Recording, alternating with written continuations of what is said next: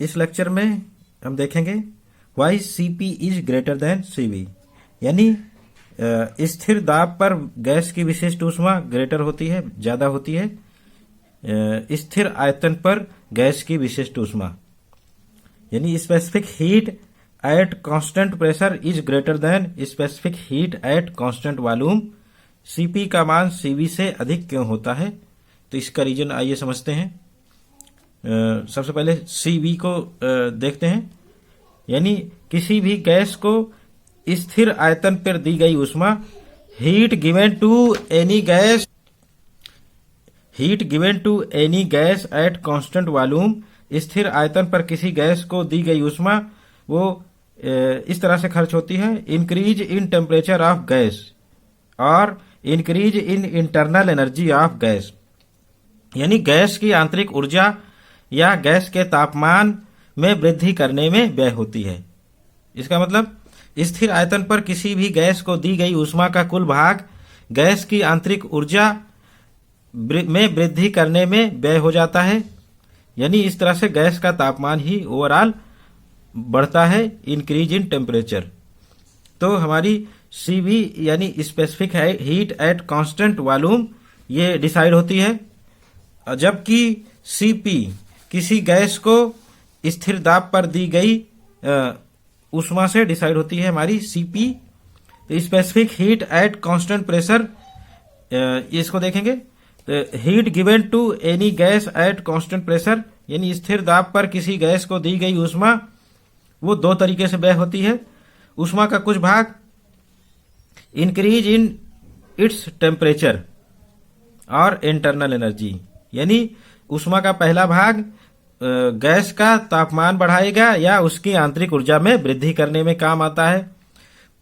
बचा हुआ भाग उस गैस का आयतन में वृद्धि करने में काम आता है, यानी जो भी ऊष्मा देंगे वो दो तरीके से खर्च होती है। इंक्रीज इन टेम्परेचर यानी गैस के तापमान में वृद्धि, और गैस के आयतन में भी वृद्धि करने में काम आता है। जब भी आयतन में वृद्धि होती है तो हम जानते हैं वर्क डन होता है।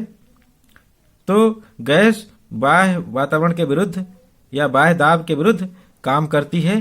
तो इस तरह से जो भी स्थिर दाब पर ऊष्मा देंगे गैस को, वो गैस की आंतरिक ऊर्जा में वृद्धि करने में या तापमान वृद्धि करने के साथ साथ गैस के आयतन में भी वृद्धि करने में व्यय होती है। तो ऐसे में स्थिर दाब पर हमें दी गई ज्यादा ऊष्मा देनी पड़ेगी गैस को, ताकि ये दोनों प्रोसेस हो सके। गैस का तापमान उतना इंक्रीज तो हमें करना ही है, डेल्टा टी दोनों में सेम होता है, डेल्टा थीटा। तो गैस का तापमान उतना ही इंक्रीज करने में स्थिर दाब पर हमें ज्यादा ऊष्मा की मात्रा देनी पड़ेगी, ताकि इसका जो वॉल्यूम एक्सपेंशन हो रहा है यानी वॉल्यूम में वृद्धि वो भी हो सके। तो इस तरह से स्थिर दाब पर किसी गैस को दी गई ऊष्मा वो दो हिस्सों में खर्च हुई, increase in internal energy and work done by gas against external pressure, बाह्य दाब के विरुद्ध कार्य करने में। तो इसलिए हमारा जो सीपी होता है वो ग्रेटर देन सीवी होता है, क्योंकि दोनों केसेस में हम देख सकते हैं CV equal to Q upon M delta theta V equal to constant. तो यानी जब एक स्थिर आयतन पर हम जो गैस को का तापमान डेल्टा थीटा डिग्री सेल्सियस बढ़ाने में, तो हमें ऊष्मा की जो मात्रा देनी पड़ेगी वो केवल गैस का तापमान ही बढ़ाएगी, जबकि स्थिर दाब पर गैस के तापमान बढ़ाने के साथ साथ बाह्य वातावरण के विरुद्ध वो बाह्य दाब के विरुद्ध कार्य करेगी। तो इस प्रक्रिया में उतना ही तापमान बढ़ाने के लिए हमें ज्यादा एनर्जी खर्च करनी पड़ेगी या ज्यादा हीट खर्च करनी पड़ेगी, क्योंकि हीट हमारी दो हिस्सों में खर्च हो रही है। इंक्रीज इन टेम्परेचर हमें उतना ही करना है दोनों केसेस में, और बाह्य वातावरण के विरुद्ध यानी इंक्रीज इन वॉल्यूम भी करना है, वो अपने आप होगा। तो इसलिए हमें ज्यादा एनर्जी की मात्रा खर्च हो रही है स्थिर दाब पर। तो इस कारण से हमारा सीपी ग्रेटर देन होगा सीवी। तो इस तरह से हमारा सीपी ग्रेटर देन होगा सीवी, यानी स्थिर दाब पर विशिष्ट ऊष्मा हमेशा ग्रेटर होगी या ज्यादा होगी स्थिर आयतन पर किसी गैस की विशिष्ट ऊष्मा से हमेशा अधिक होगी। सीपी और सीवी का रेशियो भी ये निकाला गया है, ये होता है गामा। ये जो हमारी विशिष्ट ऊष्माएं हैं गैसों की, इनका जो रेशियो है विशिष्ट ऊष्मा एट कांस्टेंट प्रेशर या विशिष्ट ऊष्मा एट कांस्टेंट वॉल्यूम, ये जो रेशियो है इनका रेशियो गामा के बराबर होता है। गामा एक कांस्टेंट होता है जो कि इसकी वैल्यू 1.67 एक परमाणु गैस के लिए होती है, जैसे अक्रिय गैसें हमारी हैं HENE इत्यादि के लिए, और गामा की value 1.4 for diatomic gas द्विपरमाणु गैसों के लिए होती है, जैसे H2N2O2, और gamma equal to 1.33 triatomic gases यानी 3 परमाणु गैसेस के लिए होती है, जैसे CO2 इत्यादि के लिए।